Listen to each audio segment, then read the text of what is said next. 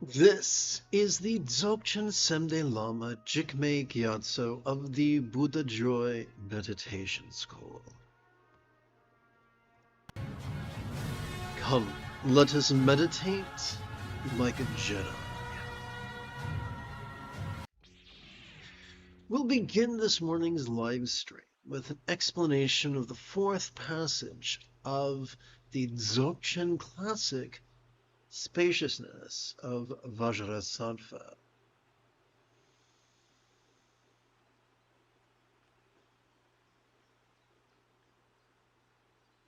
Earth, air, fire, and water are the indwelling divine, despite our mistaken notions. Liberation dawns from within our own being and is not dependent on others. So, for this to make sense, let's place it in some archaeological context.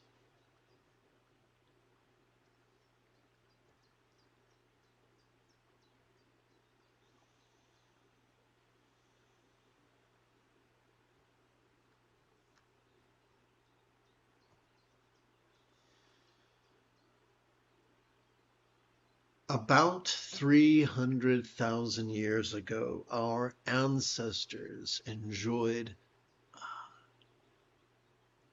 proto-communism, wherein their culture reinforced the tendencies of being flexible, loving, rational, laid-back, egalitarian, lucid, cooperative, and kind.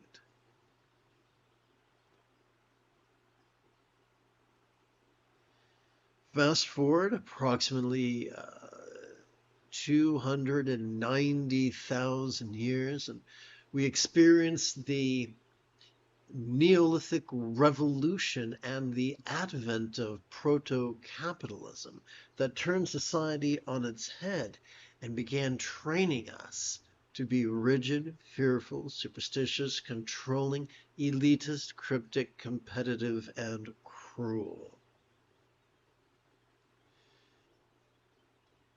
Carl Gustav Jung did an excellent job pointing out how every culture has their own fall from grace myth. I wonder if this could be the basis of that. So let's take a closer look at what happens to our meditation practice when we are defined. Well, let's jump back for a second. Sturgeon's law reminds us that 90% of everything sucks. So, with 90% of humans, especially 90% of meditation teachers, who are not only rigid, fearful, superstitious, controlling, elitist, cryptic, competitive, and cruel, but they think it's really marvelous and they think you should be that way too.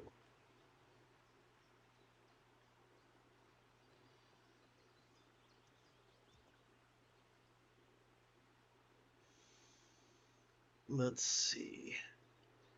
These are the people who are into duality, and they will tell us of our own inadequacies and how we are bound to fail and take inauspicious rebirth and in some sort of a hell. These people love to talk about hell. And yet, this great Buddhist reformer reminds us that despite our mistaken notions, even if we make mistakes, even if we make mistakes with our choices and our utterances and our deeds and our understandings and our beliefs, liberation is an inevitability, for it will dawn within our own being, not within someone else's being, but within our own being. This is important. And here's the radical bit. It is not dependent on others.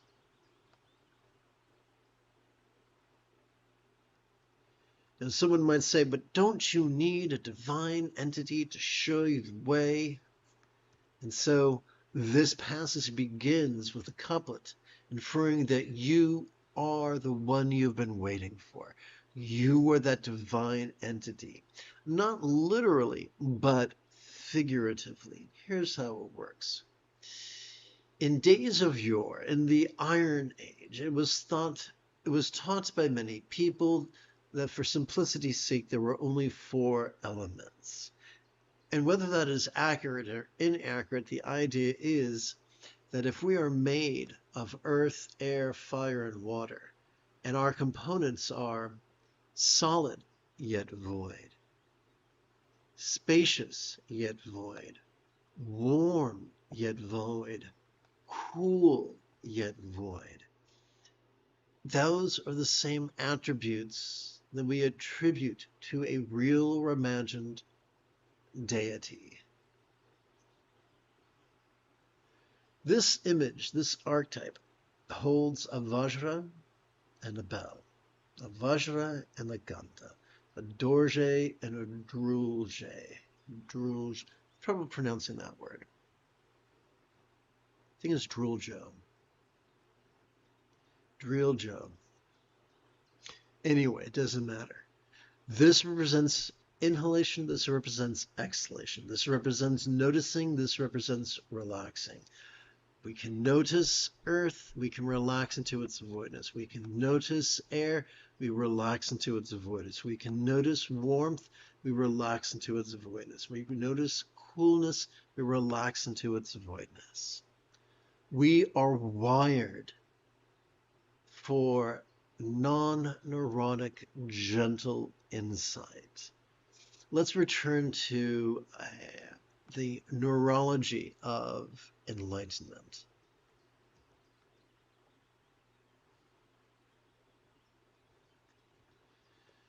When we follow the advice of those who are rigid, fearful, superstitious, controlling, elitist, cryptic, competitive, and cruel, and we believe the myth that if it's to be, it's up to be, and that we must actively focus and actively analyze, we wind up exhausting the front of our brain to the point that we can begin presenting with symptoms of depression, no less triggering our amygdala, the seat of both anxiety and aggression.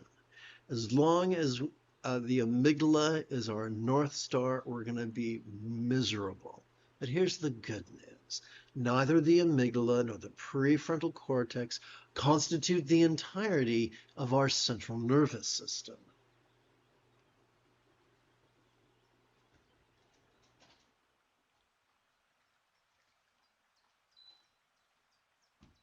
Consider, if you will, the simple spinal cord known as the hub of our autonomic nervous system. When we take a relaxing break from the exhausting habit of actively competing against it, and instead passively cooperate with it,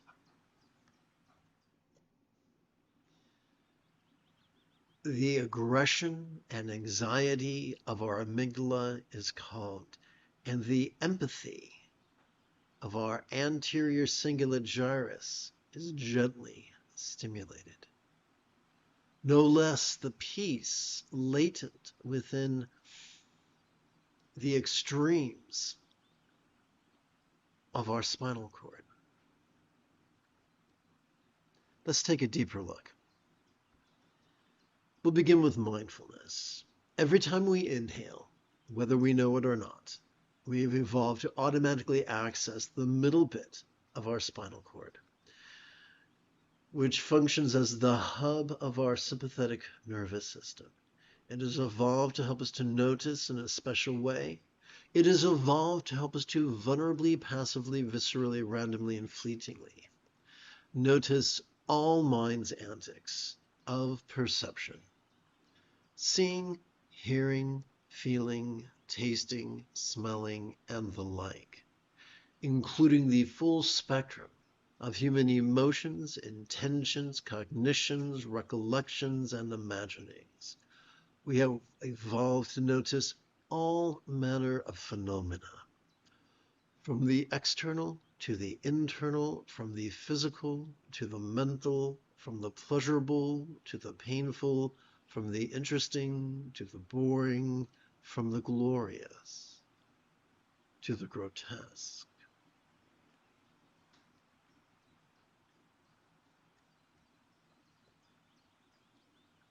But what are we to do with all that stuff that we notice? This is where meditation comes in.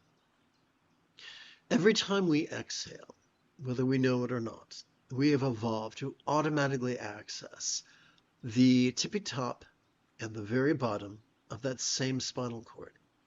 These two regions working as a team could be described as the hub of our parasympathetic nervous system, which has evolved to help us to physically relax and mentally release during our exhalation to such a degree that that which we noticed during our previous inhalation could fleetingly feel less stressful, less permanent, less defining, and even as non-graspable as a vast empty void.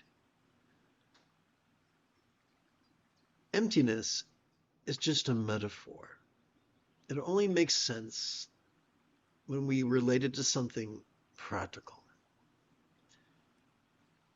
As non-graspable as a vast empty void, like the illusion of the infinite azure sky on a bright and beautiful cloudless morn, which, although could look tantalizing to the eye, could feel non-graspable to the hand.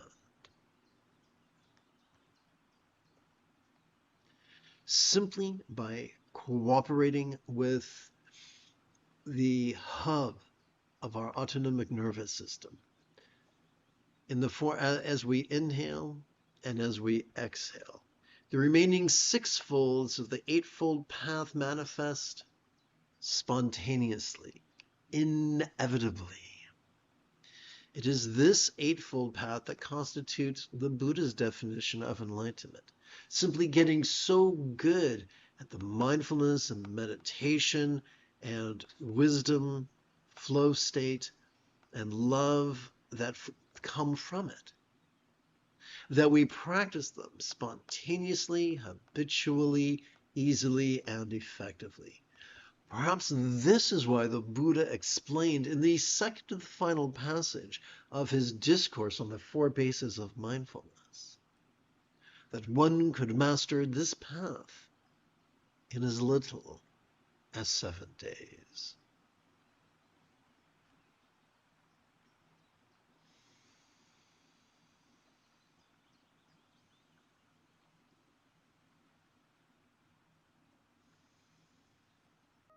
You have taken your first step into a much larger world.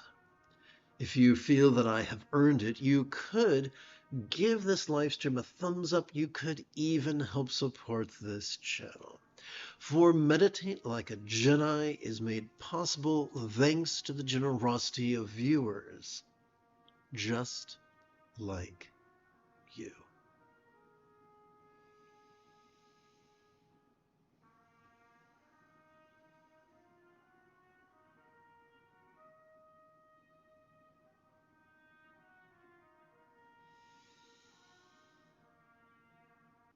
For the remainder of this early morning's live stream, let us sit and breathe and notice and rest.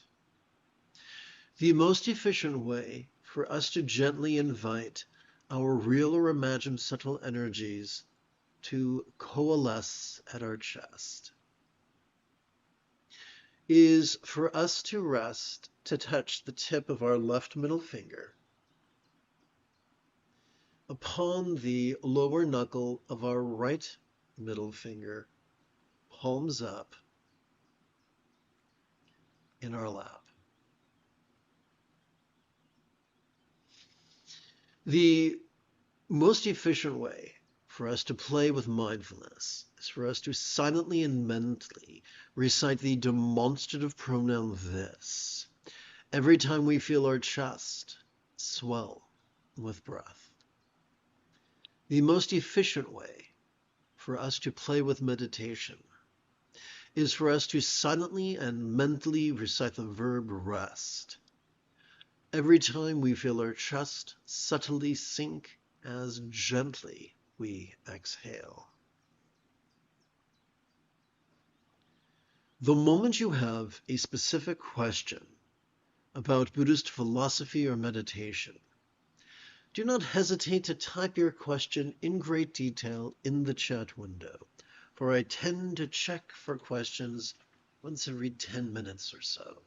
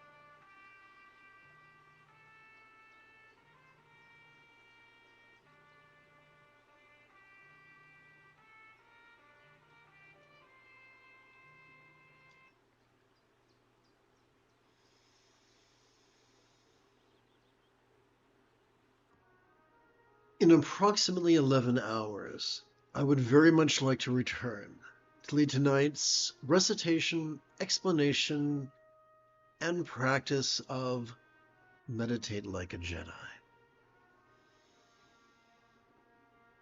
And if you are as geeky as me, may the Force be with you always.